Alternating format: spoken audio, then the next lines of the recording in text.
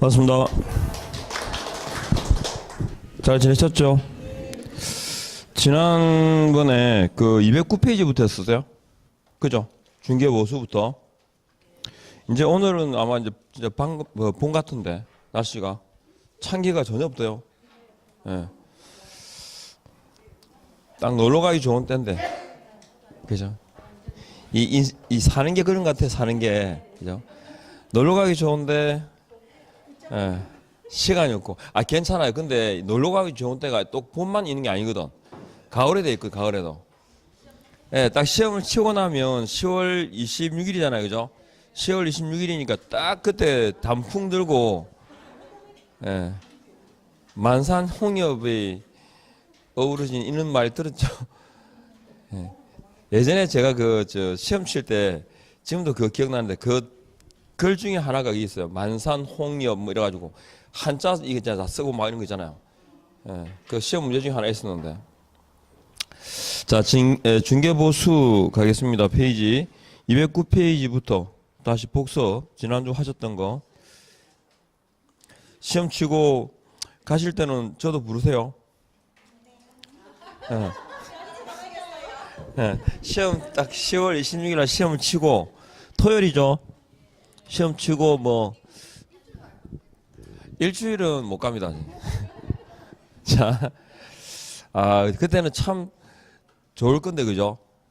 뭐 부담도 없고 막 그냥. 제주도 한번 더 가요. 자, 갑니다. 209페이지.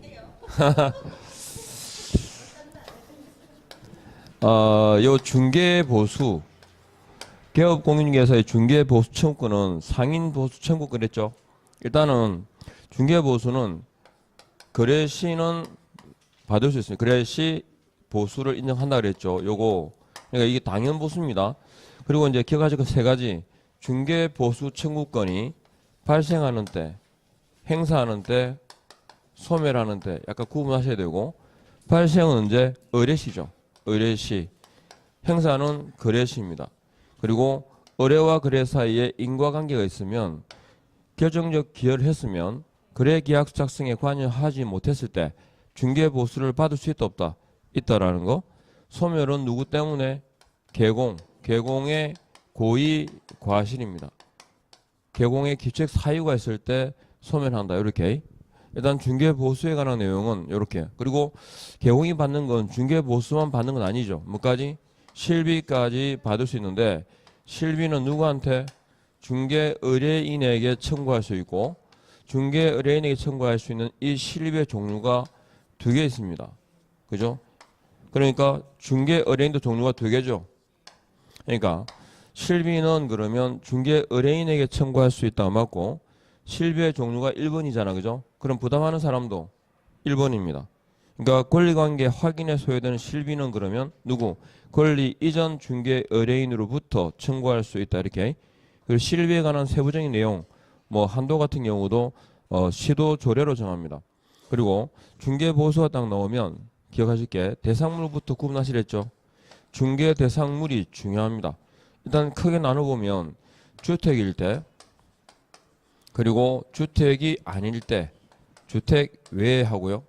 그 다음에 복합 건축물 있죠. 예, 복합 건축물 이렇게 일단 세 가지로 나눠 보시면 시험 지문에서 계약의 종류를 구분하고 있다. 매매 교환은 아니면 임대차 등 해가지고 계약 종류를 구분하고 있잖아요. 그죠? 그러면 뭐다 이거? 주택입니다. 그리고 계약의 종류 그 다음에 시도조례 있죠. 시도조례로 정한다. 역시 주택이고 그 다음에 요율 가운데 1천분의 8 있죠. 1천분의 8 이내 해가지고 1000분의 8이라는 요율도 대상물이 주택일 때만 나옵니다. 그리고 한도액 있죠. 계산해서 나온 게 산출액인데 이 산출액과 한도액을 비교하게 되어 있습니다. 그래서 한도액이라는 개념도 주택일 때. 그리고 이 경우에는 요율을 암기할 필요가 없다 그랬죠. 그러나 주택 외가 되면 이건 종류로 나뉘잖아요. 그죠? 그래서 주택 외라고 할 때 일단은 기본적으로 주거용 오피냐 주거용 오피의 경우인지 아닌지를 먼저 봐야 되고 그리고 주거용 오피는 매매 교환은 1000분의 5, 임대차는 1000분의 4 그래가지고 이 요율을 정해야 됩니다. 물론 주거용 OP 말고 그 외에는 얼마죠? 1000분의 9입니다. 요 세 가지 중에 범위 내에서 그러니까 요율을 암기하고 딱 계셔야 되고 협의 결정이죠. 범위 내에서 정한다. 협의 결정이다. 그러면 얼마를 받을지 안다 모른다? 모르기 때문에 내가 최소 얼마까지 받겠다. 상한 요율을 어떻게 합니까? 명시해야 됩니다. 최고 얼마까지 받겠다라고 상한 요율을 명시해야 된다. 협의 결정 상한 요율 명시. 그리고 포크업 건축물은 주된 용도가 아니라 뭘 가지고 주택 면적에 따라 그죠? 나눠져요. 주택 면적이 2분의 1 이상일 때, 그 다음에 2분의 1 미만일 때 그래가지고 이게 초과 이하가 아니라 이상 미만입니다. 이상일 때는 주택, 미만일 때는 주택 외 구분하셔야 되죠. 그 다음에 대상물의 소재와 사무소 소재가 불일치했을 때 어디 기준이다? 사무소 관할 시도조례입니다. 사무소 관할 시도조례에 따른다 그러니까 대상물이 뭘까요? 주택입니다. 조례니까. 그 다음에 우리가 분사무소가 나오면 분사무소는 어디에 허용된다? 법인에게만 허용되고 그리고 주된 사무소와 분사무소가 불일치하게 되면 다른 건 다 그죠. 분사무소에 관한 내용은 주된 사무소 관할청에서 관할하죠. 즉 등록관청 소관입니다. 근데 요 주분이 불일치하게 되면 분사무소 관할 중개보수만큼은 분사무소 관할 어디 시도조례에 따른다. 이렇게. 그래서 요 한 가지가 그죠. 그리고 시도조례가 나왔으니까 역시 대상물은 뭘까요? 주택이라는 얘기입니다. 그리고 계산 문제가 나오면 대표적으로 세 가지. 교환 계약은요. 큰 거, 고액을 기준으로 하고 그 다음에 동일 있죠. 동일 세 번 들어갔다. 그럼 일단 요거 이 문제가 나오면 신문에서 등장인물이 두 사람인지 세 사람인지 봐야 되죠. 두 사람이면 동동동, 세 사람이면 다 받아라. 맞죠? 동동동이라는 말은 뭘 기준으로? 매매 거래 금액을 기준으로 보수를 받습니다. 그 다음에 차임 있는 임대차 있죠. 차임 있는 임대차 계약의 경우다 그럴 때 기가적은 세 가지. 일단 기본적으로 합산 금액 그럽니다. 합산 금액이 혹은 환산 금액이 혹은 기준 금액이 5천만 원 이하 미만일 때 그죠? 5천만 원 미만일 때 뭘 곱해라? 70을 곱한다. 합산 금액 5천만 원 미만 70 이렇게 세 가지. 그래서 차임 있는 임대차 계약의 경우에 이렇게 세 개. 자, 요 세 가지 일단 기억하셔야 합니다. 예, 교환하고 합산 금액 5천만 원 미만 70까지 됐죠? 세 개. 이게 계산에 관한 내용, 중개 보수에 관한 내용입니다. 그리고 보수에 관한 규정은 강행 규정이죠. 그리고 강행 규정이란 말은 법정 보수를 초과해서 지급하기로 약속했을 때 전체 무효가 아니라 뭐가 초과분만 무효다. 그죠? 요거. 그리고 법정 보수를 적용한다는 말은 이게 뭐다? 중개업이라는 얘기고 중개업은 중개 대상물 몇 개? 5가지를 대상으로 할 때만 중개업이 됩니다. 딱 거기까지. 일단 지금 칠판에 판사한 내용들은 이해를 하시겠죠? 이 정도는 아셔야 되고 그 다음에 협회가 나오는데 몇 가지 보면 협회를 설립하는 주체가 누굽니까? 개공입니다. 그것도 공인중개사인 개공 있죠. 공인중개사인 개공이나 부치사인 개공 자연인을 말합니다. 그리고 설립해야 된다 할 수 있다. 이미 설립입니다. 그리고 가입해야 되는 건 아니죠. 가입할 수 있다. 이미 설립, 이미 가입주입니다. 그리고 영리, 비영리입니다. 비영리 사단법인이죠. 그러니까 공인중개사법에 규정되지 않은 내용은 민법상 사단법인에 관한 규정을 준용합니다. 그리고 협회 설립 절차 있죠. 제일 먼저 뭐 할까요? 정관을 작성합니다. 정관 작성 시 발기인수가 몇 명이더라? 300명 이상이. 그러면 작성된 정관을 의결하기 위해서 창립 총회를 개최합니다. 이 창립 총회는 회원이 몇 명 이상 출석한다? 600인 이상의 회원이 출석해야 되고 과반 찬성으로 이루어지는데 이 600명은 서울특별시에서 100인 이상, 광역시 도에서 각 20인 이상의 요게 600명입니다. 창립 총회를 개최하고 그리고 국토교통부 장관의 설립 인가를 받죠. 설립 인가를 받고 주된 사무소 소재지에서 설립 등기 함으로써 협회가 뭐한다? 성립한다.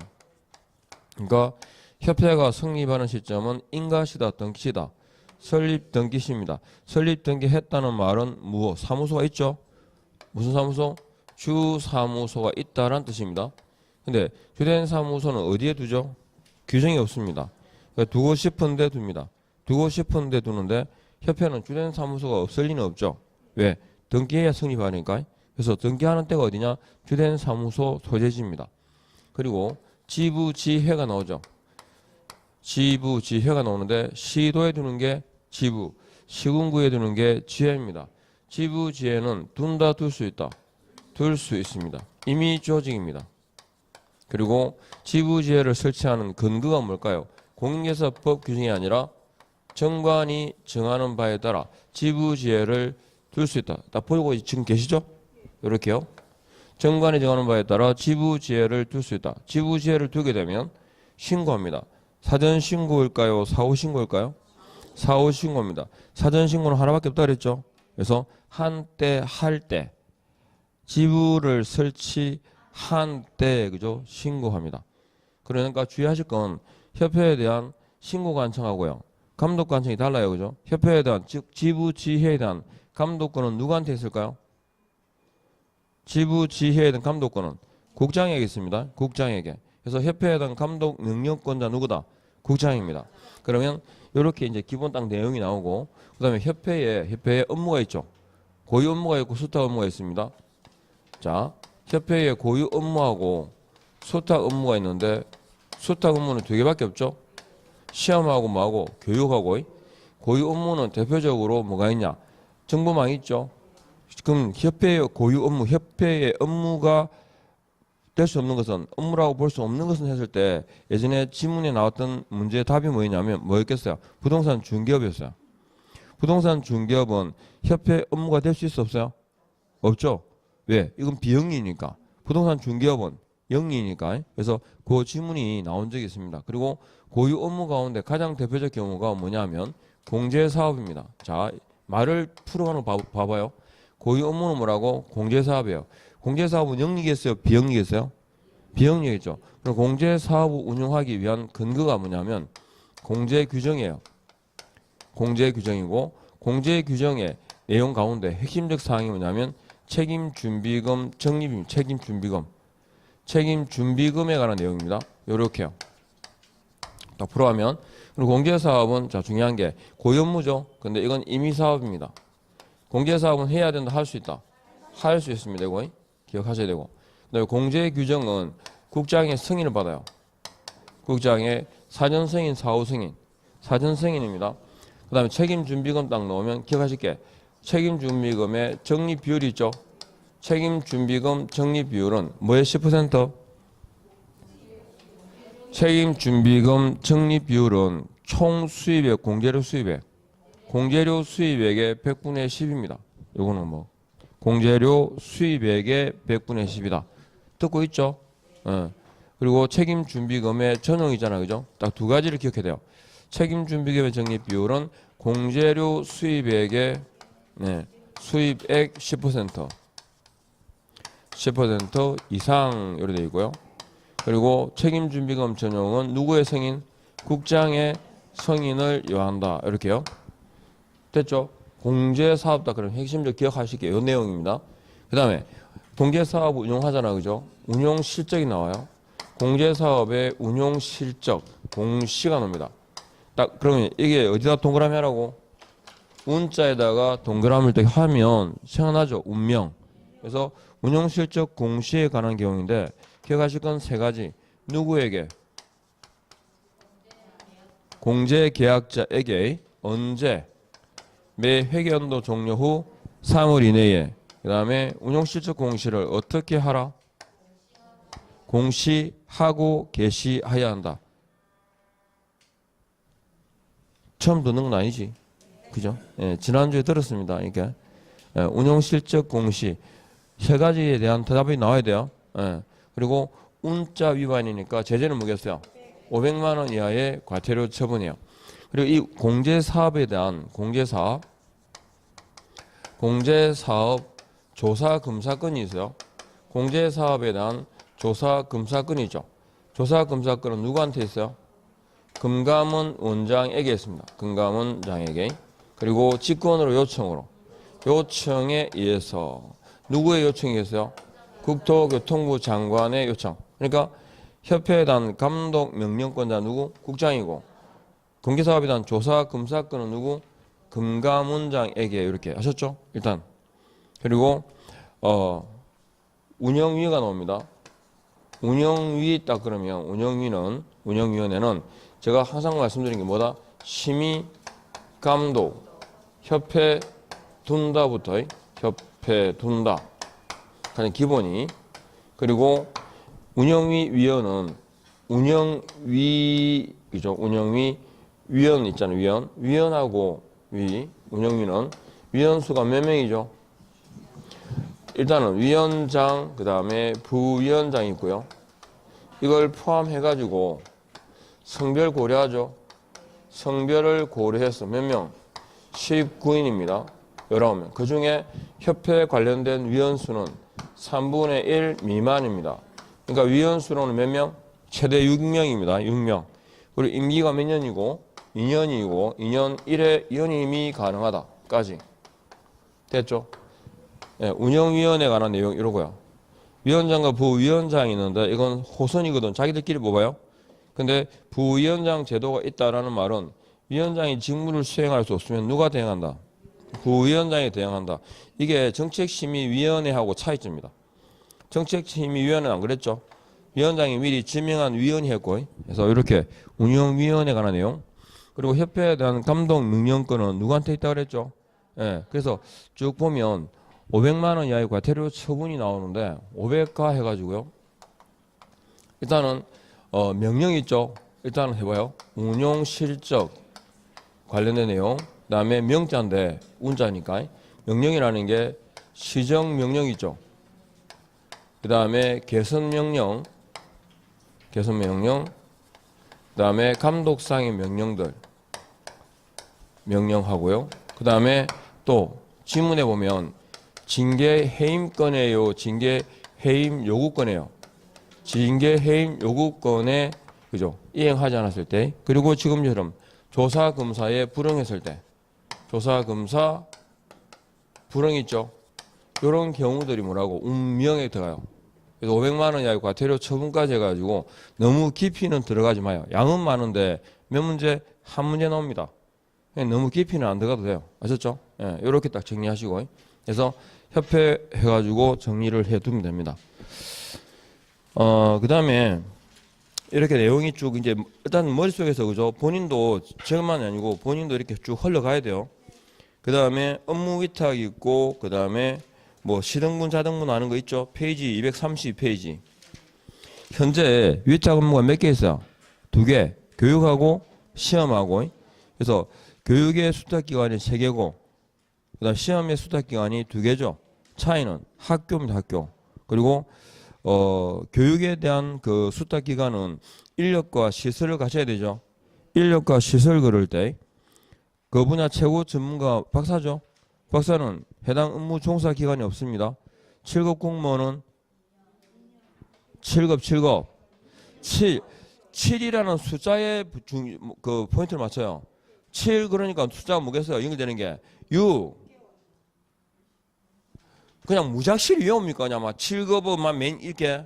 그 말고 기억을 끄집어낼 수 있는 걸 연결시켜 봐요. 아셨죠? 예.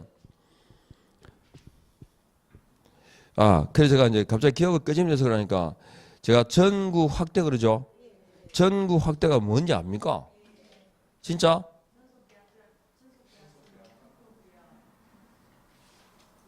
또? 그 기억할 때 전국 확대 3년이거든요. 전국 확대 3년 그러잖아요. 전속 중개계약서는 국토부령에, 확인설명서는 대통령령에 몇 년이라고? 3년이라고 규정되어 있다. 지금 그거거든. 근데 전국 확대 3년을 갖다 왜 했는데 제가 어제 다른 학원에 가서 물어봤어요. 전국 확대가 뭔지 알아니까. 이제 그때 다시 생각을 해요. 이번은 전국 확대는 알아. 전국 확대는 들어본 적 있거든. 근데 뭔지도 모르는 것 같아.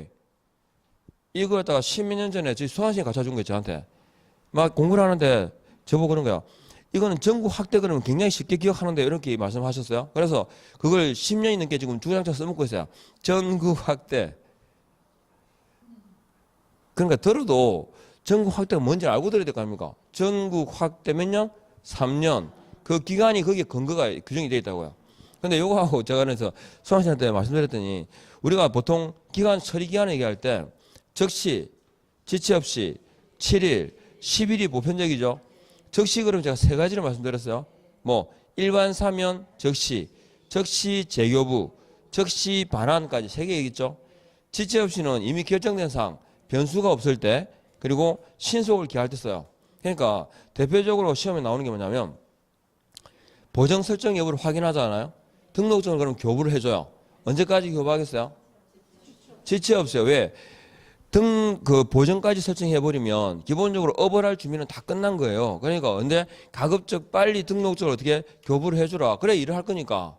그래서 지체 없어요. 그 다음에 전속 중개 계약을 체결하잖아요. 정보를 공개하는 거 있잖아요. 공개하는 거는 신중해야 되죠. 그게 며칠이에요? 7일이에요. 근데 이미 오픈된 내용은 내가 이런 내용을 공개했어 라고 알려줘야 돼요. 어린한테. 그때는 어떻게 가급적 빨리요. 이미 오픈됐으니까. 그 지체 없어요. 지체 없이 하고 7일 왔다 갔다 서로 바뀌어요. 기간이. 그리고 또 7일이 나오는 건 신중을 기하거나 사무소 설치할 때죠. 사무소 설치할 때니까 등록 신청, 분사무소 설치 신고 언제까지 치래요? 7일이에요. 사무소 이전도 새로운 곳에다가 사무소를 두는 거죠. 근데 이 경우는 다르게 원래 재교부는 언제까지? 적시 재교부잖아요. 사무소 이전으로 인한 재교부는 언제요? 7일이에요.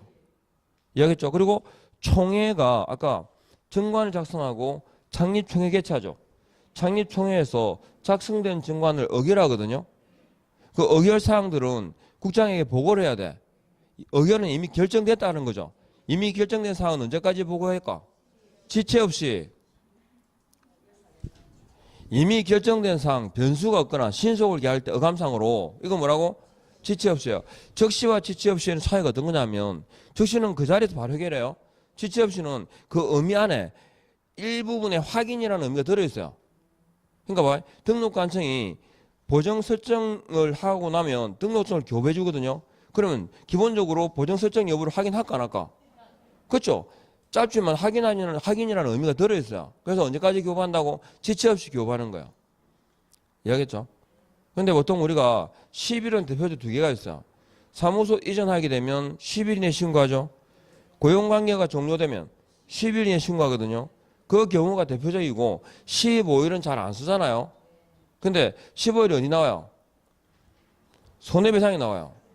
손해배상을 하게 되면 15일 이내에 재가입하거나 15일 이내에 부족한 금액을 보전하거든요. 그때 15일이 나와요.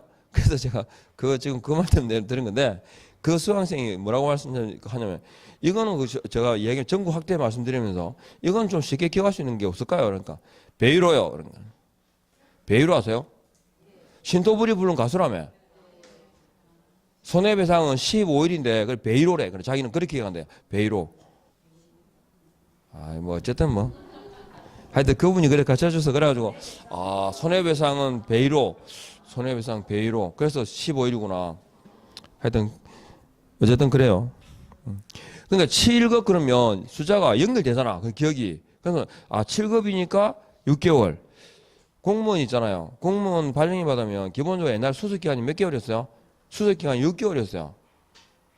예전에 회사도 취업도 그죠. 지금은 3개월 뭐 이렇게 짧아지는데 예전에 일반적으로 보통 6개월이었죠. 저희도 기억하기에 수습이 6개월이었거든요. 지금 3개월? 자, 어쨌든 강의실하고 숫자 보시고 그 다음에 행정수수료는 시등분, 자등분 해가지고 기억해야 됩니다. 행정수수료 납부 사유를 물을 때 행정수수료 납부 사유가 아닌 것은 예전에 물었거든요. 답은 뭐였겠어요? 교부였어요. 자격증 교부라든가 등록증 교부가 아니고 행정수수료 납부에 보면 시험에 응시할 때 그 다음에 등록을 신청할 때지. 아셨죠? 자격증 교부나 등록증 교부는 아니에요. 그 다음에 포상금 갑니다. 포상금. 포상금. 자, 포상금은 누가 지급할까요? 그러니까 포상금 딱 그러면 기억하실게. 등록관청이 있잖아요. 등록관청이 포상금을 지급하는데 가장 핵심은 이거예요. 양대무부 이 네 가지 사유와 공소제기, 기소유예 결정, 기소유예 결정을 한 경우에 한해서 해가지고 딱 요게 포상금. 양대무부 그러니까 양도되어 뭘요? 자격증에 등록증에 양도되어만 아니고 양수되어 받은 자. 무는요? 무등록자 부정한 등록까지 4개죠. 여기에 대해서 이중등록이나 이중소속이나 이중사무소는 관계가 없죠. 양대무부. 그리고 또 금지행위 같은 경우는 관계가 없습니다. 양대무부하는 게. 네. 공소제기 기소죠. 기소 유예 결정을 했다. 이거 유죄 판결입니까? 유죄 혐의입니까? 그죠? 유죄의 혐의가 인정되면입니다. 그러니까 포상금 지급 사유 중에 나오는 걸 보면 자격증 대여로 신고된 자가 무죄 판결을 받은 경우 이렇게 나와요. 포상금 지급할까 안 할까? 자격증 대여로 신고받은 자가 무죄 판결을 받은 경우 그래요? 그러면 여기 대여 들어가죠? 그러면 기소했어 안 했어요? 했죠. 그러니까요. 무죄 판결을 받아도 기소했으니까 포상금 줘야 안 줘요? 아셔요? 네, 줘요. 그러니까 이 반대만 돼요. 유죄 혐의니까 무혐의 처분 받으면 안 주고, 기소니까 불기소 처분 받으면 안 주고, 기소 유예 결정인데 기소 중지 처분하고는 관계없어요. 예, 유무죄하고는 관계없어요. 그거는 피의자 신병 확보가 안 돼서 그런 거니까 수배하는 거니까. 이 두 개의 요건이 다 결합되면 등록 관청해줘요. 건당 1인당. 건당이에요. 얼마 줘요? 50만 원 이내입니까? 50만 원입니까? 50만 원 증액입니다. 거기에 대해서 국고에서 보조를 할 수 있죠. 국고 보조를 받는데 얼마를? 일부가 최고 얼마죠? 100분의 50 범위 안에서. 맞죠? 100분의 50 범위 안에서. 이해합니까? 그러니까 지급할 때 요 요건을 갖추게 되면 처분 내용을 포상금 지급 신청서 있죠. 신고 고발은 누구한테 하죠? 신고 고발은 등록관청 수사기관이 하고, 그럼 포상금 지급은 등록관청이. 그러니까 포상금 지급 신청서는 누구에게 제출해야 될까요? 등록관청에 제출합니다. 그럼 등록관청은 포상금 지급 신청서를 제출받으면 바로 지급하진 않죠. 처분 내용을 줘야 합니다. 처분 내용을 줘야 하고 지급 결정을 하고, 지급 결정일부터 몇 월? 1월 이내에 지급해야 돼, 안 해? 이제 이때는 지급해야 돼요. 이미 결정됐으니까. 그래서 지급하는데 한 건당 50만 원이고, 그 중에서 일부를 그죠? 국고 보조 받는데 최대 현금으로 얼마? 25만 원까지예요.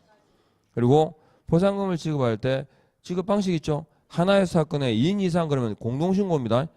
예, 신청서는 하나인데 신고자가 2명 이상이죠. 그때는 균분, 원칙, 약정 우선입니다.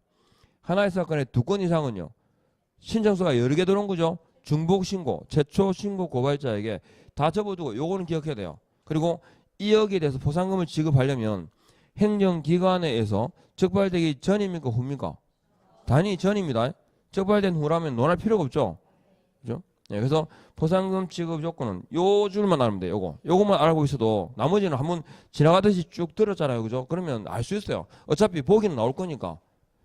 자꾸 말씀드리는데 암기는 내용을 그대로 암기할 필요는 없어요. 보고 알면 돼. 내가 이렇냐라고 알고 있으면, 그 분별할 수 있으면, 구분할 수 있으면, 그죠? 그 정도면 답 찾아요. 왜? 보기 나오니까. 결국 우리가 해야 될 건 뭐냐면 정확하게 이다 아니다를 구분하는 거 아셨죠? 그게 실력이에요. 내용을 탁 치면 쫙 다 알 필요는 없어요. 보고 알면 돼. 그러니까 계속 머릿속에 세뇌를 시켜도 나는 보면 알아. 그죠? 지금 잘 몰라도. 그래서 양대무부하고 공소제기, 기소유예 결정 딱 조건만 알고 계시면 포상금은 받을 수 있어요. 아셨죠? 이거 모르면 보상금 줘도 못 받아. 그러니까 시험 떼고 나면 돌아야 될 거 아닙니까? 동네를 받을 수 있는지 없는지. 자, 이렇게 하시고 갑니다. 자, 중요한 게 행정처분 및 벌칙이 나옵니다. 지도감독. 자, 지도감독을 보시면 지도감독 보면 감독관청 있죠? 감독관청에서 주의하실 거 뭐냐면 분사무소 관할청도 감독권이 있다 없다? 있다. 뭐에 대해서? 분사무소에 대해서 감독권이 있다. 이게 일단 중요한 포인트. 그리고 또 하나. 개공에 대한 감독권은 누구에게 있다? 국장 등에게요. 국장 지도사 등록 관청에게 개공에 대한 감독권이 있습니다. 이거. 그 다음에 감독의 대상자에 누구도 들어간다. 무등록자도 들어간다. 아셨죠? 요거요. 그러면 지도감독의 사유가 나오고 지도감독의 방법이 나오는데 지도감독 방법은 두 가지입니다. 행정명령하고 행정조사 두 가지가 있습니다. 행정조사 방법 두 가지니까 꼭 가야 되는 건 아니죠. 소속 공무원이 사무소에 꼭 출입해야 되는 건 아닙니다. 조사, 검사 하지 않고 행정명령에 의할 수도 있는데 주의하실 건 무등록자는 뭐의 대상이다? 행정, 그죠? 조사의 대상입니다. 그리고 사무소에 출입하는 소속 공무원은 정표를 지니고 내 보이죠? 정표가 한 개입니까? 두 개입니까? 두 개입니다. 슉, 그죠? 두 개의 그죠? 공무원증하고 조사, 검사, 증명서를 내 보여야 한다. 그리고 주의하실 건 개공이 위반했을 때와 그 다음에 거래정보 사업자가 위반했을 때 제재가 다르죠. 거래정보 사업자 개공은요 업무 정지입니다. 거래정보 사업자는 500만 원 이하의 과태료 처분을 그죠 가할 수 있다. 운명할 때 명자가 감독상 명령 이 내용입니다. 운명할 때 됐죠? 이렇게 정리하시고 운명 지도감독에 대해서 기억하실 건 요 정도입니다. 그 다음에 행정처분에 가보시면 행정처분 딱 그러면 종류하고 쭉 봐야 되니까 행정처분은 크게 뭐로 나눠지더라?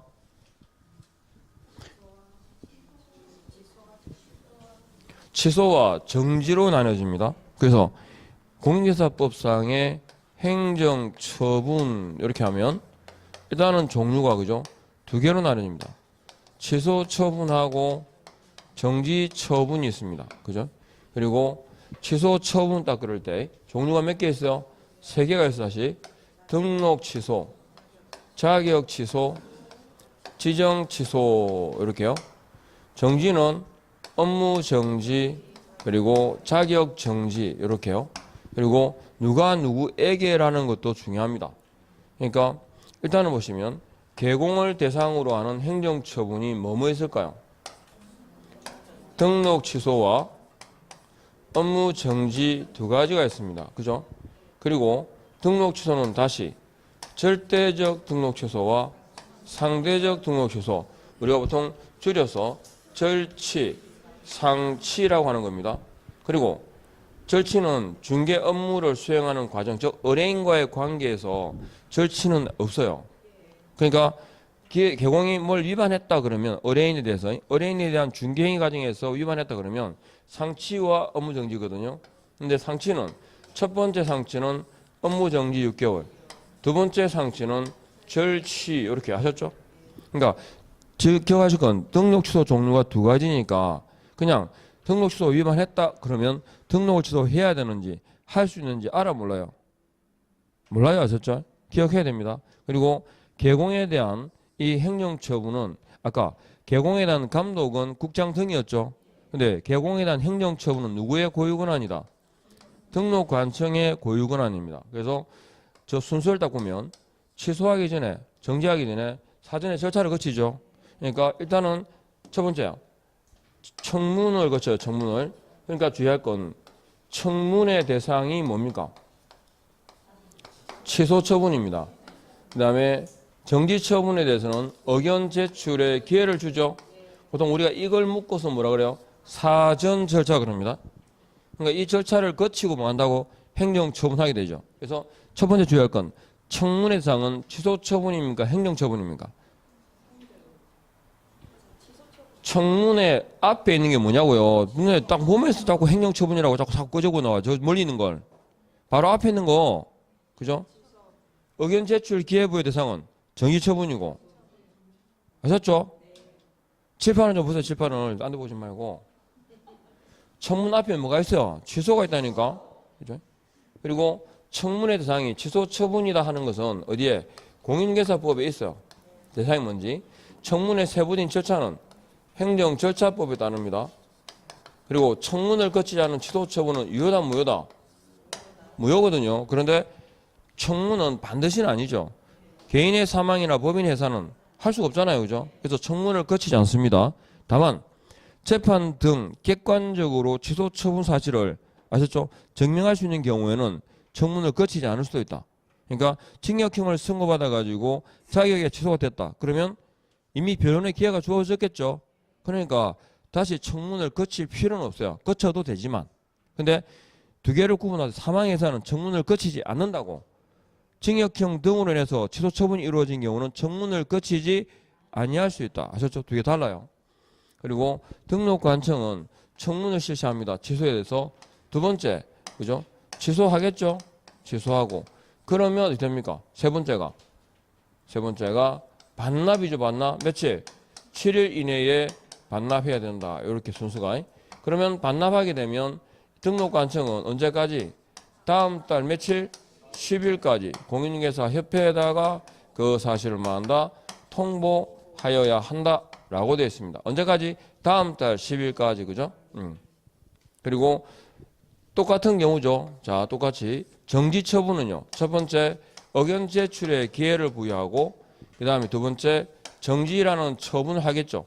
문제는 세 번째가 없어요. 그죠? 반납회의라는 규정이 없습니다. 그리고 나머지 똑같죠? 나머지 똑같으니까. 그러니까 등록관청이 협회에 대해서 통보한다라는 건 똑같습니다. 차이는 반납의 규정이 있나 없나의 차이가 있다. 요 정도. 그 다음에 공인중개사를 대상으로 하는 제재가 뭘까요? 공인중개사를 대상으로 하는 게 자격 취소입니다. 자격 취소 딱 그러면 여러분은 기억할 게 두 가지입니다. 제일 먼저 튀어나올 게 시도지사 해야 한다. 들었죠?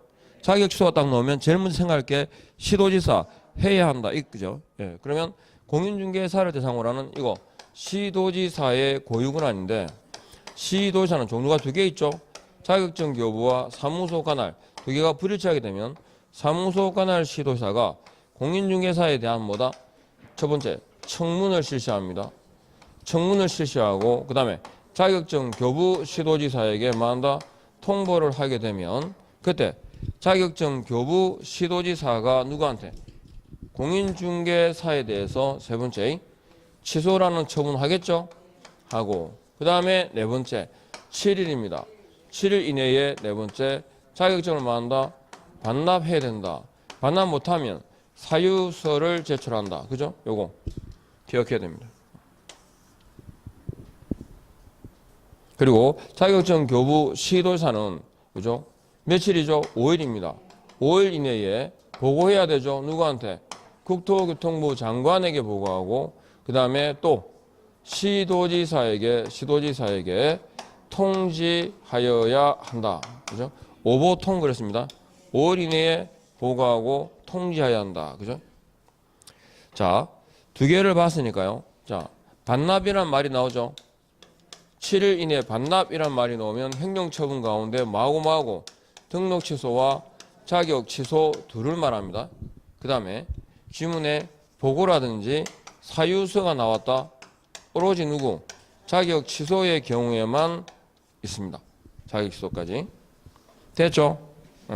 그래서 자격증 교부 시도지사, 사무소 관할 시도지사 해가지고 다시 구분하실 건데 여기 보시면 자격 그죠? 자격 취소가 있습니다. 그리고 자격 정지가 있죠. 자격 정지.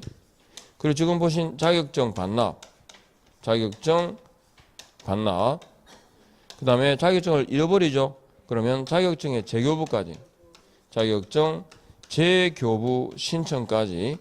이 네 가지는 시도지사 중에 누구? 자격증, 그죠? 교부 시도지사가 관할합니다. 뭐. 그래서 공통점 말씀드렸죠? 다 잘하고, 이렇게. 됐죠?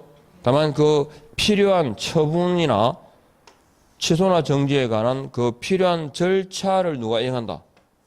사무소 관할 시도사가 사전 절차를 이행한다. 이 정도까지. 그리고 우리가 행정처분 가운데 있잖아요. 위반 사유가 발생한 날부터 3년이 경과된 때는 할 수 없다. 3년이라는 제척기간이 있죠. 이건 어디에만 있더라? 업무 정지만 있습니다. 등록 취소가 아니고 업무 정지만. 이렇게. 그 다음에 자격 정지가 나오는데 자격 정지는 누구를 대상으로 한다? 소공을 대상으로 하고 누구의 고유권한이다? 시도지사의 고유권한입니다. 역시 종류는 두 가지가 있죠. 그죠? 두 가지가 있는데 그 사전 절차는 누가 이행하더라? 그죠? 요 첫 번째 사무소 관할 시도사가 의견 제출의 기회를 줍니다. 그러면 누구한테? 자격증 교부 시도지사에게 통보하겠죠? 그러면 자격증 교부 시도지사가 누구한테? 그죠? 소공에 대해서 세 번째 정지라는 처분합니다. 그 이후의 과정은 없죠? 이렇게. 그리고 소공은 누구한테 고용되어 있다? 개공에게 고용되어 있고 그러면 여기에 직근의 감독관청은 누구냐면 등록관청입니다. 근데 등록관청이 소공의 자격 정지 있잖아요. 정지 위반 사실을 알아도 행정처분할 수는 없죠. 그래서 누구한테? 시도지사에게 지체 없이 자격정지 위반 사실을 통보해 줍니다. 자, 통보해 주는 사유가 자격정지입니까? 취소입니까? 그러니까 이런 거죠. 등록관청은 공인중개사가 자격증을 대한 사실을 안 때 지체 없이 시도지사에게 통보해야 된다. 등록관청이 공인중개사가 자격증을 대한 사실을 안 때 지체 없이 시도지사에게 통보해야 한다. OX. OX다. 자격증 대회가 정지입니까? 지금 물어보는 질문의 포인트를 더 못. 지금 자격 정지 사유가 통보 사유라고요. 자격 취소는 양도 대여가 공인중개사법에서 무조건 금지되는 거 맞죠? 이중등록, 이중소속, 양도 대여는 절치와 일대 그랬죠. 이 양도 대여는 자격이든 등록이든 걸리면 날아가요. 제가 그때 말씀드렸죠. 자격 일반적으로 개업공이 중개업을 하다가 자격증이 날아가는 경우는 없다고. 자격 취소가 되는 경우는 거의 없다고. 근데 꼭 한번 날려보고 싶으면 빌려주면 돼. 자격증 따가지고 바로 빌려주면 바로 날아갑니다. 신속하게 처리해 줍니다. 양도 대여는 걸리면 날아가거든요. 그러면 자격 취소라는 아주 보편적인 예를 지금 말씀드렸는데 뭐 통보하는 사유는 정지라고 취소라고요? 정지라고요. 아셨죠? 자격 정지. 됐죠? 요렇게요. 그래서 거래정보 사업자에 대해서는 누가 하겠어요? 예, 국장이 뭐 지정 취소죠. 해야 돼 할 수 있어. 예, 그것만 하면 돼요. 딴 거 없고. 그러니까 7일 이내 반납이란 말은 등록 취소와 자격 취소. 그죠? 보고 사유서라는 건 자격 취소. 3년의 제척 기간은 업무 정지. 그리고 시도지사 중에서 자격증 교부 시도지사라고 특정해야 되는 게 몇 개 있더라?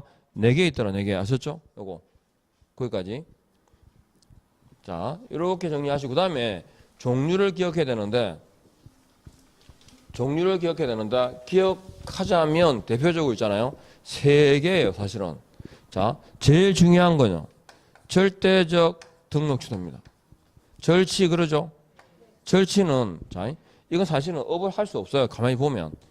자, 개공이 사망했어요. 개인이 사망했어요. 죽었죠? 맛이 갔어요. 이건 어떻게 돼? 바로 날립니다. 해결사. 근데 요 경우에서 등록에 취소 갔죠? 가더라도 3년의 기간 적용할까 안 할까? 안 합니다. 그죠? 해산 사망 죽어서 끝났고 결격 사유는 뭐가 되면 사유가 해소돼야 됩니다. 그 다음에 공인중개사법에서 무조건 금지하고 있는 게 4개 해봐요.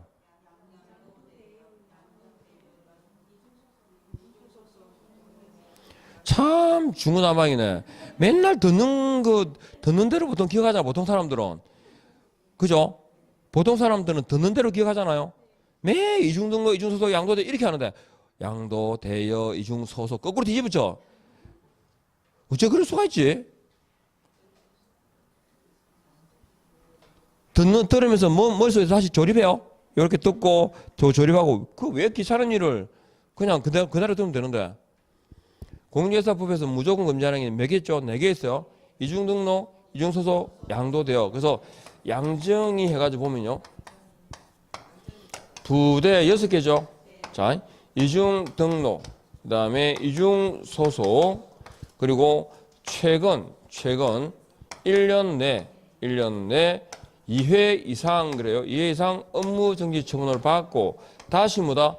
업무정지에 해당하는 위반을 했을 때 이렇게 이해해요. 그래서 이중등록, 이중소속, 양도, 대여는 절치와 몇 대 몇? 1대 1입니다. 자, 부정한 등록은요.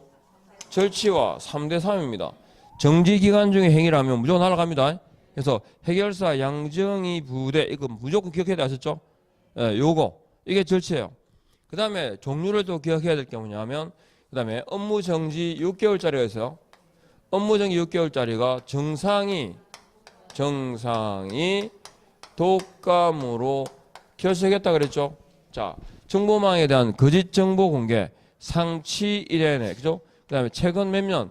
최근 1년 이내에 2회 이상 하는 거 요거 그러니까 해보면 최근 1년 내 2회 이상 업무 정지 또는 과태료 처분을 받고 다시 과태료 처분에 해당하는 위반을 하게 되면 업무정지 6개월이다.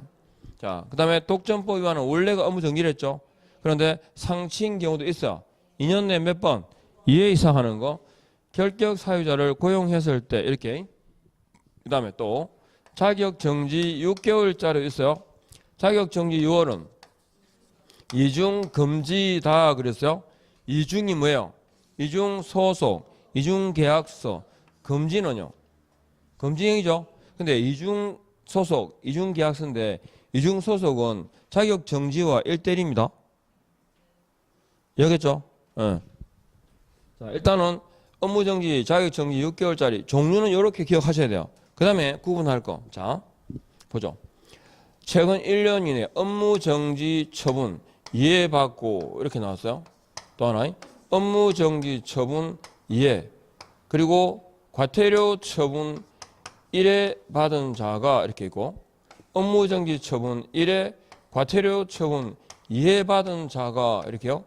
그 다음에 업무 정지 처분 1회 과태료 처분 1회 받은 자가 그 다음에 과태료 처분 2회 받은 자가 다시 이렇게 돼서 지금은 일단 우리가 그죠 최근 1년 이내 3회 이상 2회 이상이라고 하는 건 절치인 경우를 빼고 얘기하는 겁니다. 해볼까요? 최근 1년 이내에 업무정지 이게 실제 받은 거죠.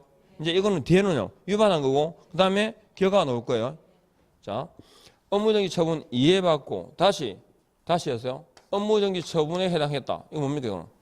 결국은 절치죠. 실제 받은 체제는 절치입니다. 업무정지 처분 2번, 과태료 처분 3번이죠. 그럼 일단은 3회 그러면 뭐라 대답하라고? 상치라고 대답하시랬죠. 그래서 만일에 업이 오면 어떻게 돼 이거? 이건 절이에요. 과거 오면 원래대로 상치예요. 그 다음에 업무정지 한번 과태료 처분 이해 그럼 뭐라고 행해야 돼? 상치라고 대답해야 돼. 그죠? 자, 뒤에 업이 왔어요. 그러면요. 그 다음에 과거 오면 상치죠? 똑같아요. 그죠? 요거 1년에 2회 이상 그러면 일단 뭐라고? 업무 정지라 대답하시랬죠? 그러면 뒤에 과거 왔어요. 그러면요. 그대로 업무 정지예요. 그 다음에 업무 정지가 오면 되게 상치 좋아하네. 이게 3분이 아닌데 무슨 상치야 자꾸. 2분이라니까. 이해는 상치가 올 수가 없어요. 이해는 절치 아니면 뭐라고 해야 돼? 업무 정지 와야 돼. 3번이 되면 상치 아니면 절치고. 아셨죠? 그러니까 2번이니까 일단은 업무 정지인가 보다 라고 생각해야 되고 과거 오면 그대로 업무 정지고 업무 정지 오면 그 업무 정지지 뭐. 뭘 자꾸 고민합니까? 근데 과태료 처분 2번이죠.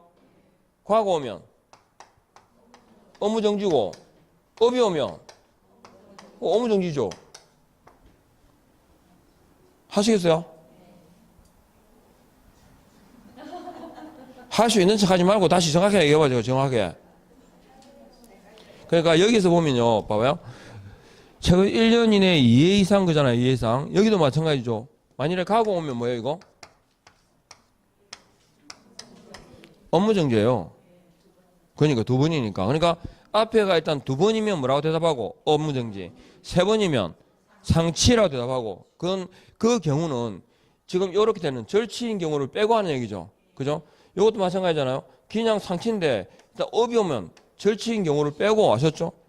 3의 이해라고 하는 건 절치인 경우를 제외하고 3의 이해를 말하는 거야. 3회든 2회든 무조건 업무정지가 몇 번째? 세 번째 걸리면 날아가는 거고. 그걸 빼고 아셨죠? 예. 이해합니까? 예. 이거 하시겠어요? 이거 말고는 케이스가 없는데? 있을 게 없는데?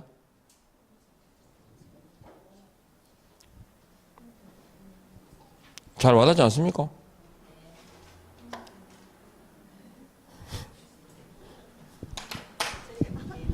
자, 천천히 보시고 3회 그럼 뭐라고? 상치 그냥 잘라놔요. 상치 두 번이면 3하고 4하고 비슷하지 않아요? 예.